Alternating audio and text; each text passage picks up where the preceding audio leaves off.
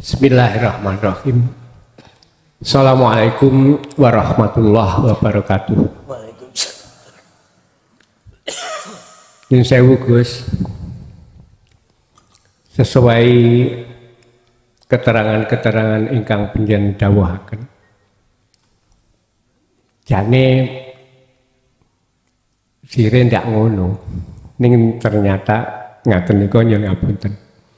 Wonten ilmu Gus, nyun keterangan bahwa kang aran syahadat ini tentang syahadat.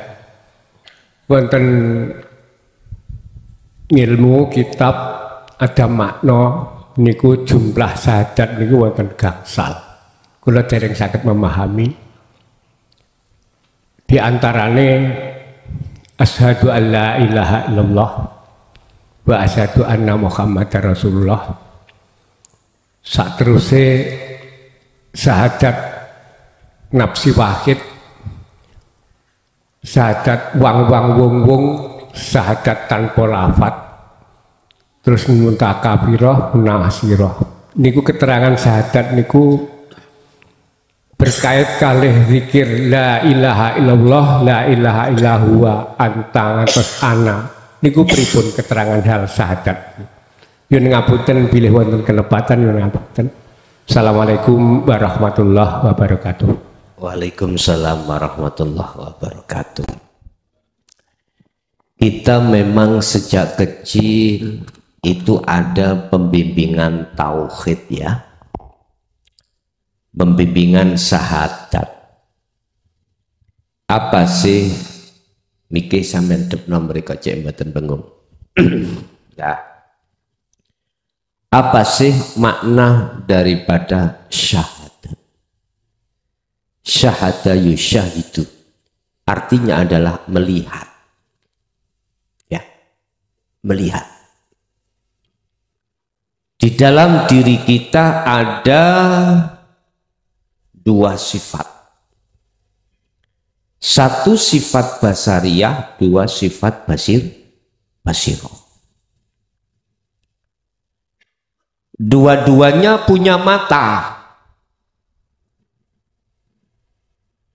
Basariyah itu ada kaitannya dengan kemanusiaan kita. Sifat kamanungsaan. Manusiawiyah. Nah di dalamnya ada nafsu, nafsiyah dan amarah. Ini selalu bersyahadah, selalu bersaksi, selalu beriman, selalu melihat makhluknya. Makhluk.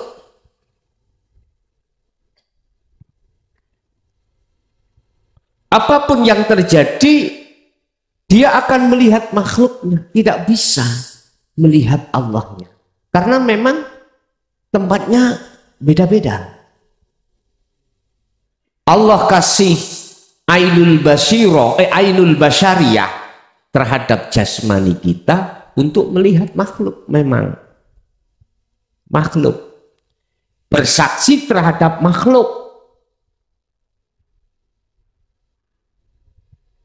Sehingga tatkala ainul basyariyah kita normal, jadi bisa melihat dan membedakan mana jalan, mana jurang, tahu. Mana sound system, mana cagak, tahu. Jadi berjalan Anda mesti benar. Karena tidak buta. Karena mata dohir kita itu, ainul basyariyah itu normal. Normal. Yes. Yang kedua adalah ainul basirah. Jadi sifat basirah itu punya mata juga. Orang Jawa mengatakan meripating ati. Ini Mas Tani meripating ati. Ainul basirah. Ini Allah kasih mata ini untuk bersaksi, beriman, pada Allah. Untuk melihat hanya pada Allah. Makanya syahadah itu artinya adalah melihat. Bersaksi. Tinggal pertanyaan jenengan iki bersaksi sama siapa? Kita diajarkan di dalam syariat tentang tauhid la ilaha illallah. Asyhadu an la ilaha illallah. Lah ngaten nggih. Wa asyhadu anna Muhammadan Rasulullah. Saya bersaksi, saya beriman, saya melihat sesungguhnya tidak ada Tuhan yang wajib disembah kecuali Allah. Kita masih melihat secara makhluknya. Kita masih melihat bersaksi secara nama. Belum bisa tembus terhadap Allah yang sebenarnya itu. Wa anna Muhammad Rasulullah, dan sesungguhnya Muhammad itu adalah utusan. Itulah yang dimaksud secara syar'i Ibnu Abdillah zaman kenabian dulu.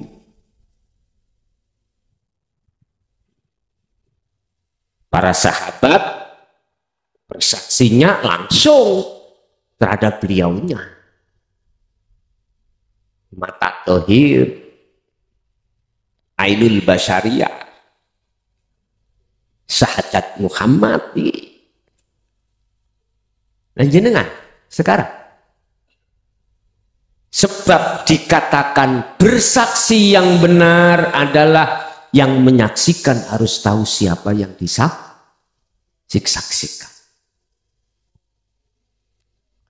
Sekarang naik satu level. La ilaha illallah.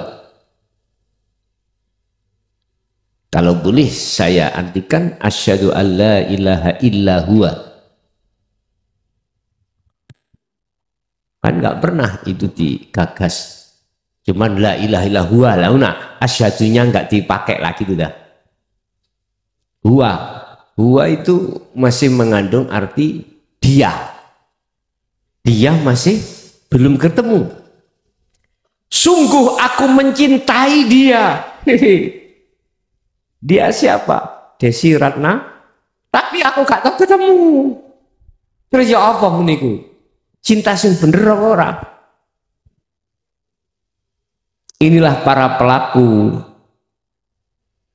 yang menanggung rasa rindu untuk bertemu tapi tidak ketemu.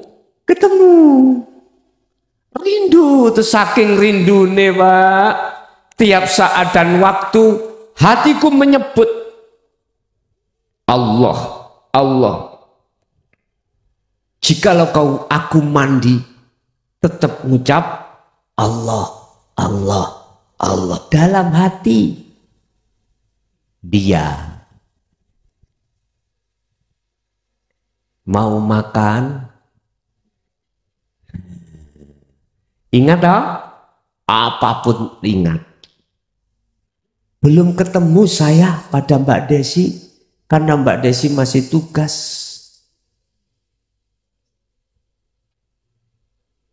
Tugas dari DPR RI.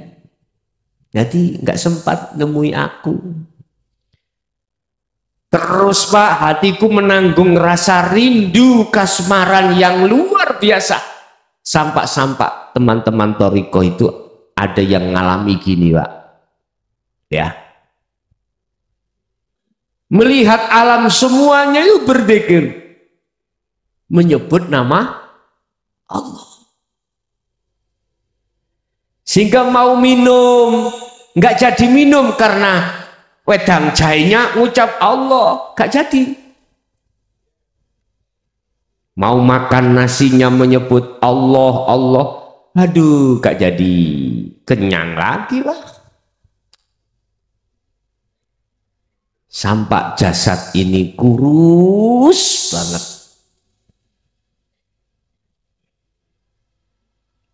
Menanggung rasa kasmaran, ingin bertemu, nggak ketemu-ketemu.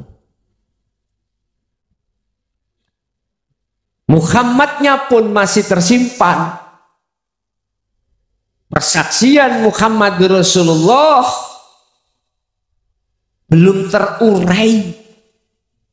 Andai kata terurai ketika saat jenengan iki berzikir solo di dalam makom mukasyafah bertemu beliaunya. Bukan itu bos, persaksian Muhammadur Rasulullah, bukan itu. Teruskan satu langkah lagi. La ilaha illa anta.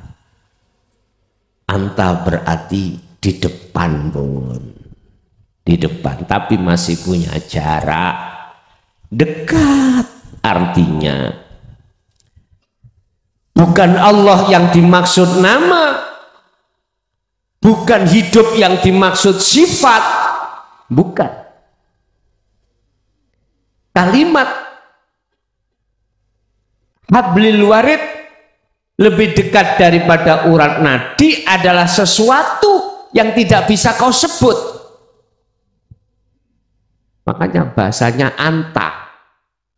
Anta berarti kamu, kamu berarti sudah di depan. Bisa ngomong, bisa nyeluk jenengan sebagai anak ketemu orang tuanya namanya Pak Abdullah. Wis ketemu, gak mungkin jenengan Pak Abdullah, gak bisa nyebut nama kau. Kau gak bisa nyebut nama. Bisanya mung diam. Terpaksa mungkin nyeluk Pak gitu. Atau terhadap gurumu, gak mungkin jenengan nyebut namanya. Tapi ada dua, Pak. Walaupun dekat, tapi masih ada dua. Di mana ada anta, juga ada ana. Berarti ana di dalam diri kita masih ada. Kalau ana di dalam diri kita masih ada, maka pasti ada anta. Anta sebagai kholik. Ini sudah masuk di ranah anta budallaha ka'annaka tarahu. Seakan-akan bisa melihat Allah. Kalau tidak bisa melihat Allah, seakan-akan selalu dilihat Allah. Diteruskanlah su'aul basyiro terus menerus sampai kapan ini? Wallahu a'lam, urusan Allah. Sampailah pada ainul basyiro. Itulah Pak yang disebut syahadat tunggal.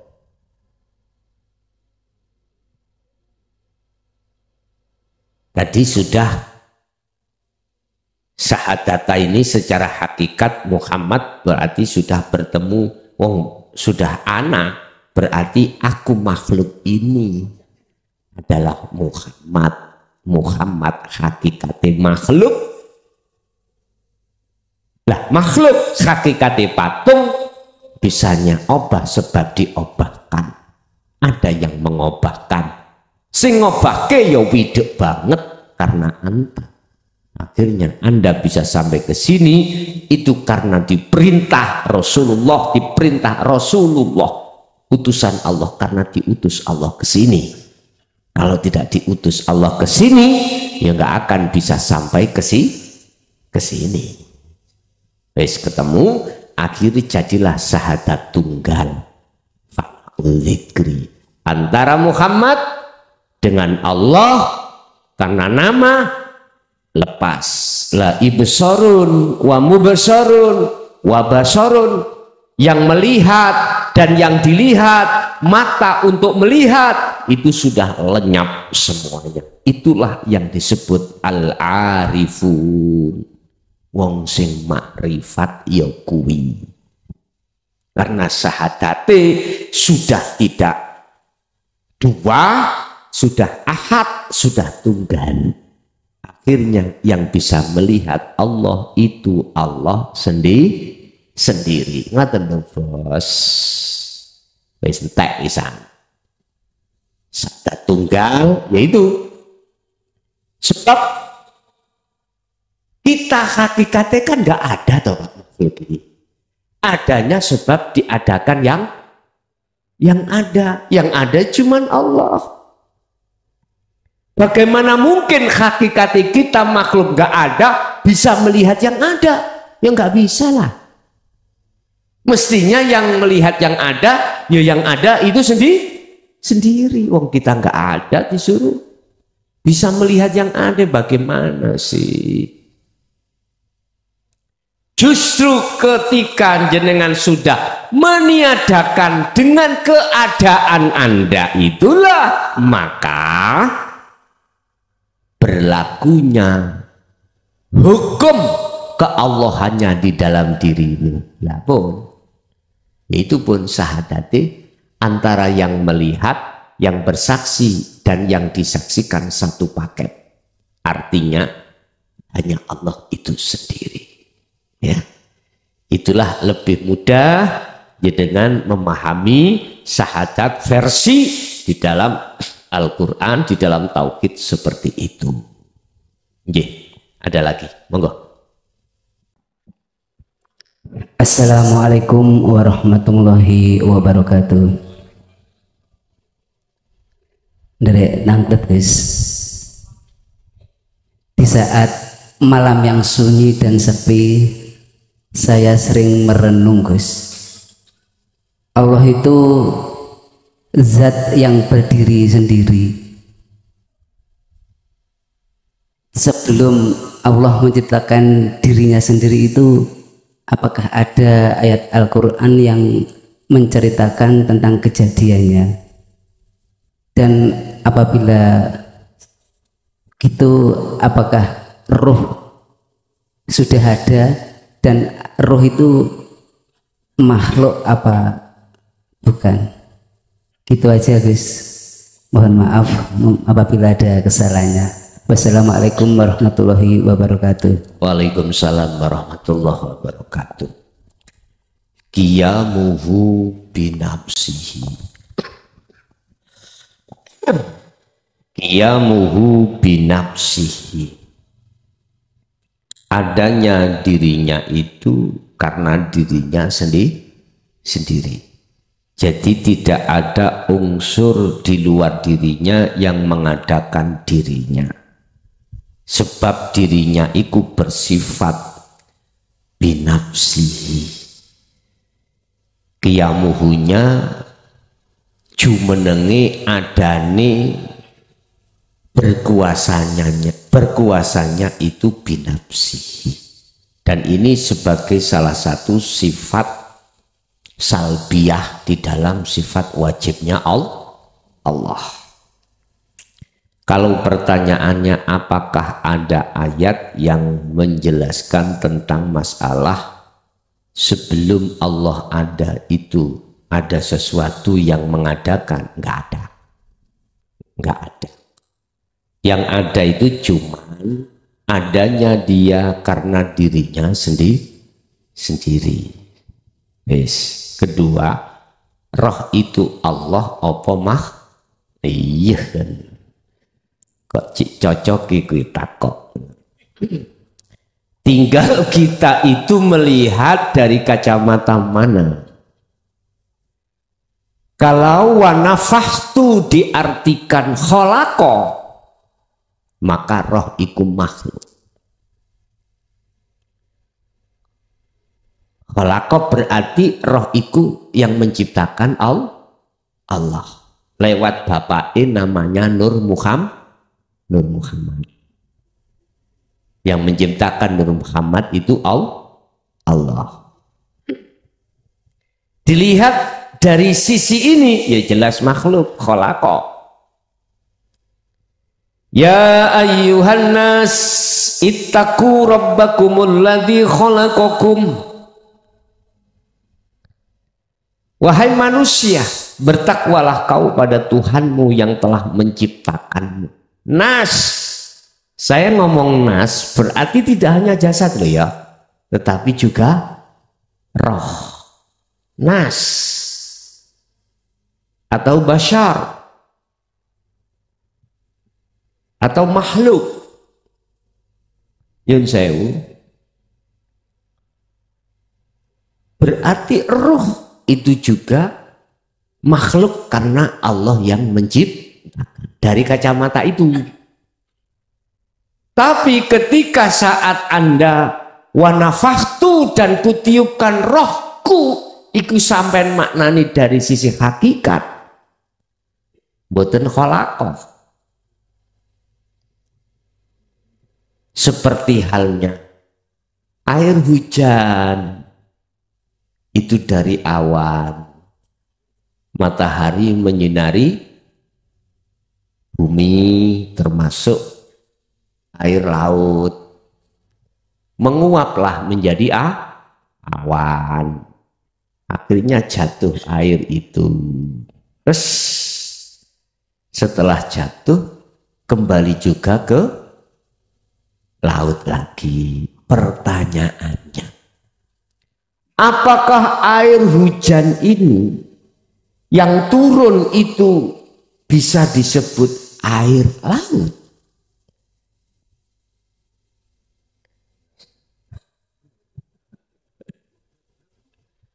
Ada yang menjawab enggak, yo kata salahkan. Karena air hujan itu sok kadang jadi peceren.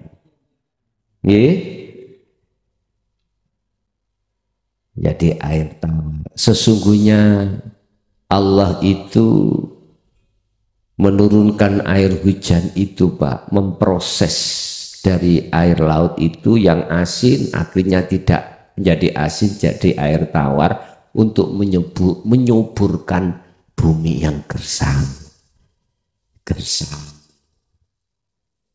Dengan begitu nanti di situ banyak manfaatnya yang dibutuhkan oleh manusia untuk minum. Makanya sampai nek wayah udan sampai mangaplah gak sepiro asin. Karena memang sudah diproses Allah di sana, diproses sudah. Jadi kandungan garamnya bukan 0, berapa, enggak, sudah sangat berkurang. Akhirnya kita mengatakan air tawar itu rahasia Allah, gak bisa sampai pikir secara akal, gak bisa. Bagaimana ya Allah memproses air laut menjadi air tawar? Ya umut umune ndukur ditatap-tatapno.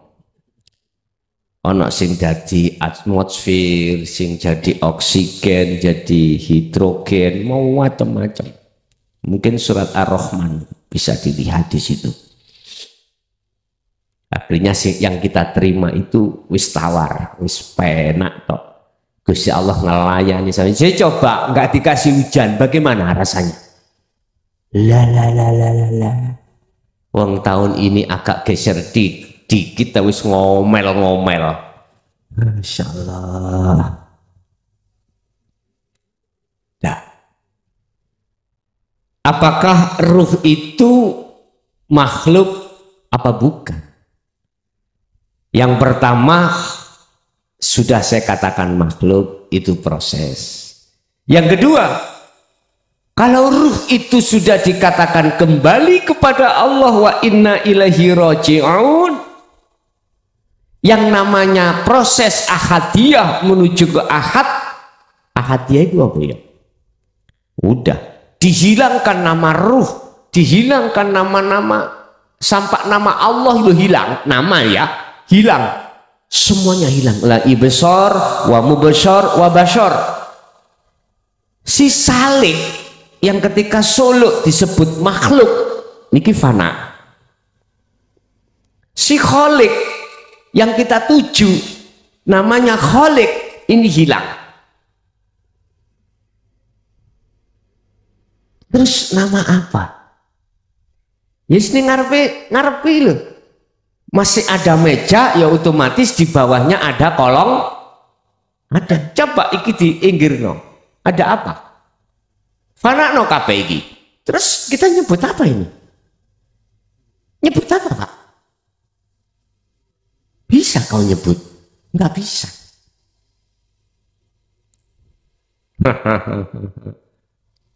Pun dong dereng.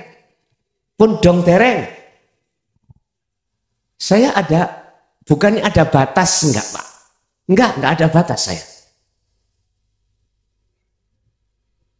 Artinya tentang keilmuan ini tidak saya rahasiakan, tidak saya batasi, enggak. Anda harus sampai di sini. Otomatis jenengan ini harus memfanakan dirimu. Sistem la haula wala quwata. Udah. Akhirnya illa billah tok.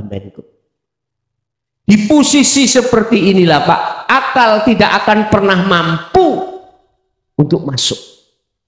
Apalagi nafsu, nggak bisa. Ingat sejarah baginda Rasul ketika Mi'raj. Mengapa malaikat harus parkir? Mengapa buruk tumpaannya harus parkir? Semuanya parkir. Hanya Muhammad sendiri ke Sidratul Muntaha Mustawa. Artinya tinggal keakuan jenengan yang harus jenengan lepas. Ketika bisa dikatakan sampai ke musyahadah, lepasan keakuanmu makhluk. Apalagi tadi tumpaan syariatmu, rupa ilmu, lepas thariqahmu jalan, nanti akan hilang sendiri. Diparkir kabeh dening Allah. Seperti jenengan dari rumah tadi sepeda masih kanggo karena masih ada di jalan. Ya, jalannya juga masih butuh. Tapi kalau sudah di sini, ngapain sepeda Anda sampai taruh di luar? Nah, bukannya perkara gak kanggo. Sekarang gak kanggo karena detik-detik sudah di lokasi. Tapi nanti nek pulang yo sampean gawe maneh. Paham maksud saya? Kalau sudah di sini semuanya nggak ada. Yang ada aku. Itu loh Pak. Wa ma arsalna min qablika ayyatiyakum wa ma arsalna aku ora bakal ngutus nang awakmu Muhammad min qablika. Ngoten ya. Rasulin. Jadi aku nggak pernah mengutus utusan sebelum kaum Muhammad kecuali Napa? Wa ma arsalna min qablika mir rasulin illa nuhi ilaihi. Kecuali para utusan itu membawa wahyu intiku. Apa? La ilaha illa ana fa'budun. Lagi. Tak jelasno ayat ini Anbiya 25. Rasulullah itu wajib pada saat itu menjelaskan tentang la ilaha illa ana. Sebab dengan begitu maka umat ini akan bisa benar fa'budun, nyembahnya. Benar-benar ketemu sing disembah. Lho iki lho nyun sewu Pak. Seakan-akan di tengah-tengah masyarakat dilarang.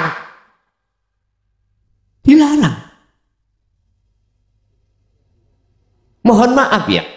Kalau Rasulullah pada saat dulu tidak menyampaikan, gak mungkin muncul ayat ini. Jadi munculnya ayat ini karena beliau memang diperintah. Sebab sifatnya hukum yang tertinggi adalah Al-Quran versi umat sebagai pedoman kita di dunia sampai akhirat. Bagaimana mungkin kita mengklaim bahwasanya Rasulullah tidak menjelaskan tentang masalah la ilaha illa ana sehingga sekarang kita dilarang untuk membahas hal itu. Mohon maaf loh ya. Umat udahlah, mosok kita apusi terus. Nyembau nangoni makhluk, nyembau nang makhluk, mosok ngono terus. Hah? Nyembau nang makhluk, mujio nang makhluk. Engkau kau dapat pertolongannya. Paham tak maksud lo? Ini.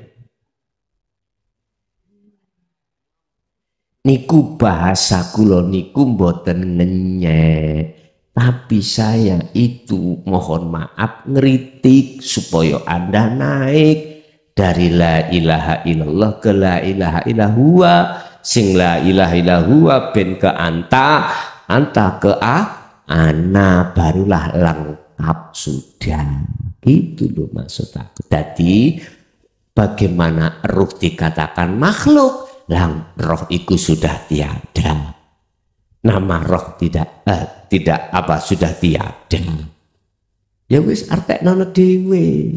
Sebab anane bahasa satu sisi anane Anda itu bisa sampai karena ada ruhnya.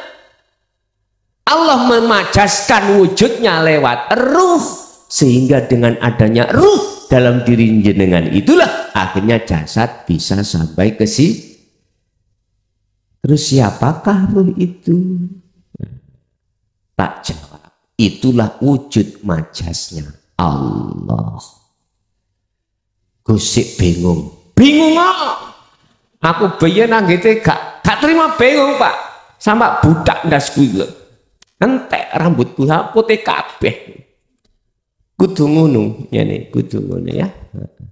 Nggih. Selamat berbingung-bingung. Lanjut.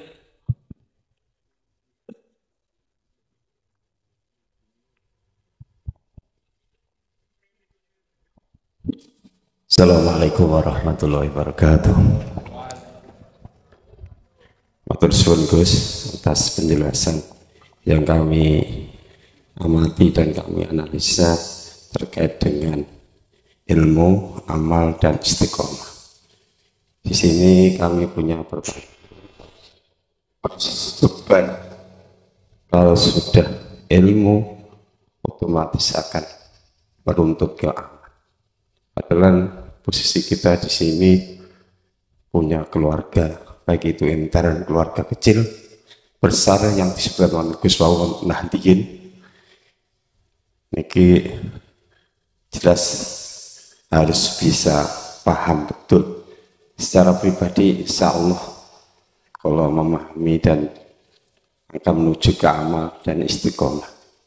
Yang satu pertanyaan, mungkin nanti bisa diuraikan.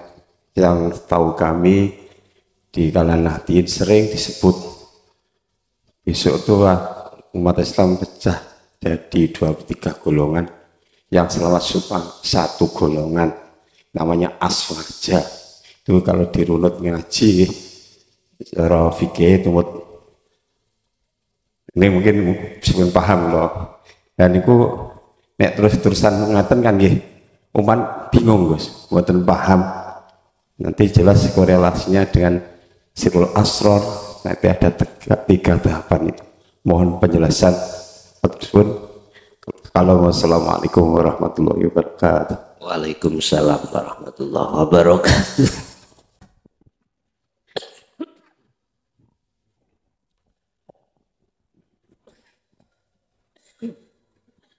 Satu golongan masuk dalam rahmati Allah, satu sing 72 ya.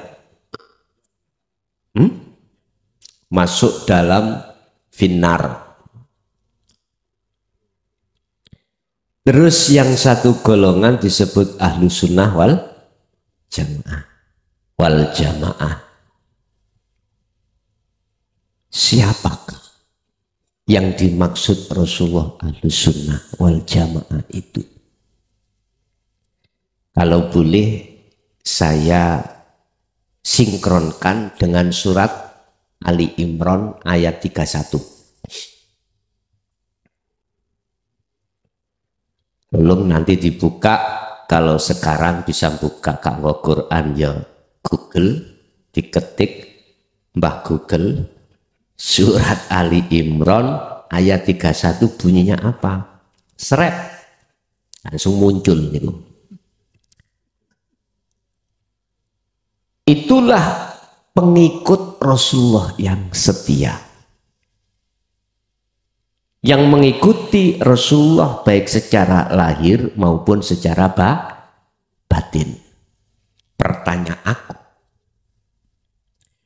Kalau kita bicara syariat sholatnya Rasulullah sebelum Isra Mi'raj itu bagaimana? Kan nggak pernah dibahas toh.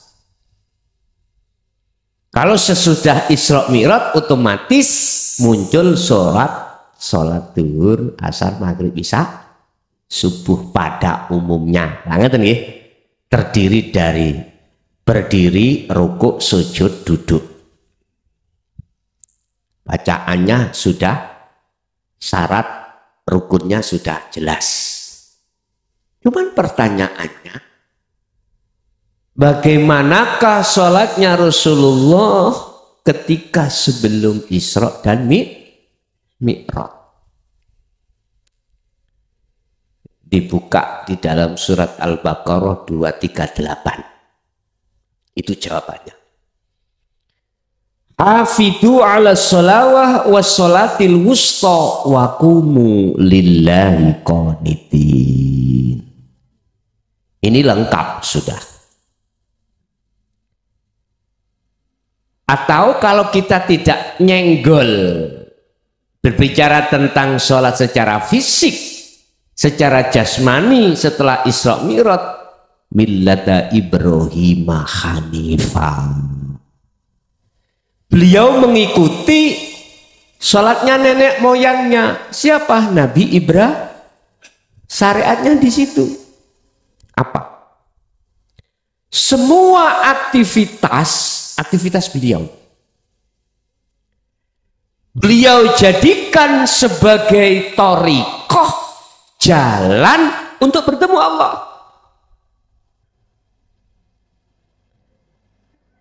Sebab innahu bikulli syai'im muhit. Allah itu meliputi segala hal, aktivitas apapun, dan beliau ruhaniyah selalu bertemu Allah di situ. Barulah setelah Isra Mi'raj datang, terjadilah yang namanya sholat 5 waktu dari 50 waktu. Hafidhu raksonen ala sholawah jamak. Ini berarti maksudnya jamak di situ adalah 5 waktu itu. Tapi ada wawu ataf, wassolatil wusta, dan sholat hakikat iku jalakno, sholati roh. Nek mang sholati jasmani, iki sholati roh, menghadap pada Allah. Kok bisa? Ya karena di belakang kalimat itu, walaupun ada setelah wassolatil wusta, di situ wakumu lillahi qanitin, ay khashiin, jagalah sholat ini dengan khusyuk. Berarti khusyuk letaknya itu terhadap ruhmu sholat. Ruhmu ini wajah tu wajiyah. Ruhmu gajah isirul asr, baru bisa khusyuk. Sebab tarkipe khusyuk, definisi khusyuk bertemu Allah. Wis iki lakonono nek pancen gak khusyuk, pisuwono aku ngalor ngidul, gak terima kok pisui, celukun aku asu, anjing, lah boleh silakan, babi, apa ae, gak terima nang Mojokerto nggo sandal tapu ono aku. Coba tak kasih tahu, ketika Anda sholat 5 waktu mulai takbiratul ihram, di situ kan kita diajarkan doa iftitah. Jangan hanya dibaca. Jangan. Realitakan.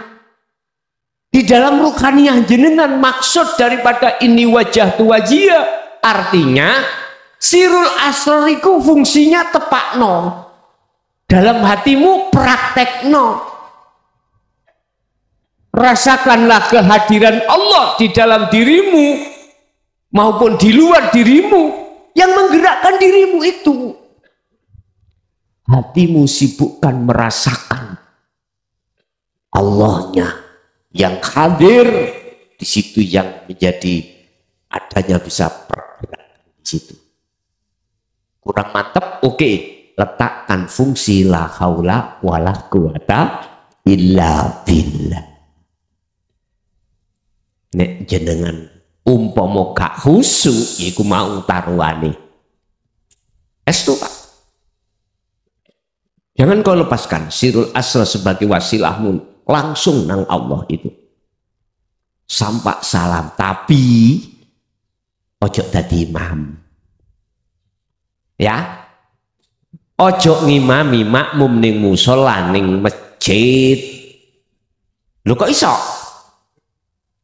Lah, ngene bos, engko bos.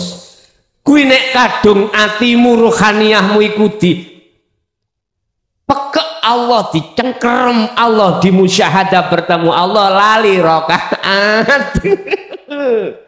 Wis gak apa-apa, kaitan ngono, lali rakaat jenengan. Makanya aja dadi makmum. Makmummu kok bingung makmummu kok. Aja dadi imam, mohon maaf. Nggih, aja dadi imam. Estu. Tapi nek wis terlatih, monggo, enggak apa-apa. Nek wis terlatih nanti. Nek latihan salat dhewe ae sik, utawa jadi makmum. Bapak, dadi makmum, imammu iku mang salat dhuwur 4 rakaat, awakmu 18 rakaat. Yes karo Pak. Lu bagaimana hukumnya terus lah gitu ah? Apa-apa monggo sampean wong sampean gendeng. Iya, rohaniah sampean niku saking bercinta pada Allah, wis asyik pada Allah, lali semuanya itu dilalaikan Allah. Ya sing lalekne Gusti Allah, mboten lali dhewe enggak. Ya dilalekne Gusti Allah sangka urusan saliyane Allah. Nggih pun. No nikmat Pak. Nyun sewu ngene jare nikmat. Kalah nikmat. Lho nggih. Paling lak sak klenteng sih Pak niku. Remeke sak rendeng. Tapi nek sing ketemu Allah, wah, khalidina fiha abada. Di situ. Enggak apa-apa jenengan jadab-jadab, titik dijadabno sing jadabno Gusti Allah kok. Wis tak manut ae enak-enak cari arek Kediri, Pak Ndut ya. Manut aku pena. Kata Rasul, ikuti aku. Fattabi'uni, artinya ojo syariate tok, sak hakikate. Kalau sudah begitu, yuhibbukumullah, cintamu akan diterima Allah karena kau telah menaruh cintamu terhadap selain. Terus bagaimana kesalahanku selama ini? Ya Rasul, saya menyekutukan Allah. Saya bercinta terhadap selain Allah. Wa yaghfir lakum dunubakum. Jangan khawatir. Semua kesalahanmu, dosa jasadmu, molimo, dosa sirikmu terhadap Allah diampuni. Sebab wallahu ghafurur. Quran Pak iki. Berarti Ali Imran 31 itu tadi adalah sampai jangan mengikuti hanya syariatnya saja, jasmania saja, tapi sekaligus rohaniahnya, hakikat dan makrifatnya. Lebih jelas sampai buka di dalam Al-Qur'anul Qadim surat Ali Imran ayat 31. Nek sampai buka dalam Al-Qur'anul Karim 31 bunyinya yaitu Qul in kuntum tuhibbunallaha fattabi'uni yuhibbukumullah. Artinya katakan Muhammad, barang siapa yang cintanya ingin diterima oleh Allah, ikuti aku, kata Rasulullah. Jikalau betul-betul mengikuti aku, maka yuhibbukumullah, Allah akan menerima cintamu. Kau dijadikan kekasihmu, kau akan dijadikan kekasihnya oleh Allah dan dosa kesalahanmu diampuni. Sebab Allah itu Maha Pengampun. Wes di situ tok. Sarai pundi? Bukaan Al-Qur'anul Qadim. Ketemu sarai akhirnya muncul hakikat syariat, hakikat makrifat. Baru ketemu ya. Sekarang sing susah itu kan buka Al-Qur'anul Qadim. Lah enggak? Karena kitab itu, karena wahyu itu tersimpan oleh Allah di Lauhil Mahfuz. Jangankan mohon maaf, iblis, malaikat pun nggak bisa tahu. Terjaga itu di Lauhil Mahfuz. Berarti kalau melebu Lauhil Mahfuz, iya. Tapi jangan dibayangkan Lauhil Mahfuz itu dukul sap langit pitu ora. Di manakah itu tabi'ina sholihin? Di dalam hatinya para pengikutnya Rasulullah yang solih. Artinya hati yang sudah ihsan datang Allah. Itu loh Pak, imannya sudah tidak ada lagi selain Allah. Orangnya itu kadang itu tukang ngarit, tukang rosokan, kadang-kadang seperti itu. Kadang dek iku mang yo wong iku ing miturut pandangan menungso liyane masyarakat wis lah gak duwe derajat belas di mata masyarakat. Bisa jadi seperti itu. Gak kudu harus ngalor ngidul nggo serban ngene iki. Gak kudu harus kopian mitit. Jasan ndak. Itulah para kekasih Allah. Jadi siapa yang disebut ahlus sunnah wal jamaah itu? Dialah yang sudah sampai ke makrifat pada Allah. Wis gampang. Ada lagi?